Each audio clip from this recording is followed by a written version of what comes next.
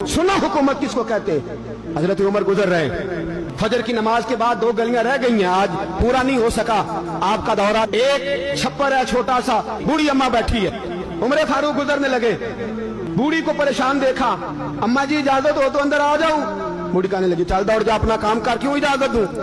तेरी मेहरबानी अम्मा, आने दो। क्या दौड़ जा? तेरी मेहरबानी अम्मा, गुजारिश है, चलो आ जाओ।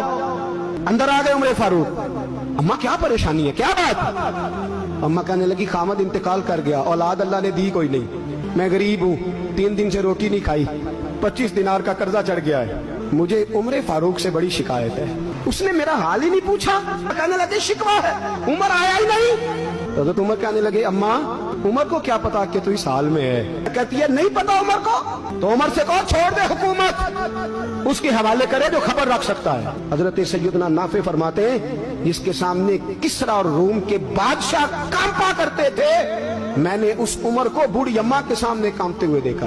राशादारी है उमर फारूक का। दौड़े गए, 25 दिनार लाए, राशन रख के लाए, रोटियां पकाई, बूढ़ी अम्मा को खिलाई। कहने लगे अम्मा 25 दिनार ले ले और चल, गलती हो गई, उमर को माफ कर दे। अम्मा बोली, बोल के कहने लगी मैं नहीं माफ करती, एक दफा कब्र में जा लेने दे, मेरे रसूल आएंगे तो मैं उमर की शिकायत करूं। अमीरुल मोमिनीन होके उमर फारूक अम्मा के कदमों में बैठ गए। कहने लगे अम्मा उमर कमजोर है, हुजूर का सामना नहीं कर सकता, तेरी मेहरबानी नबी पाक के सामने शिकायत ना करना। अम्मा कहने लगी चल मैं तेरी खातर माफ कर देती।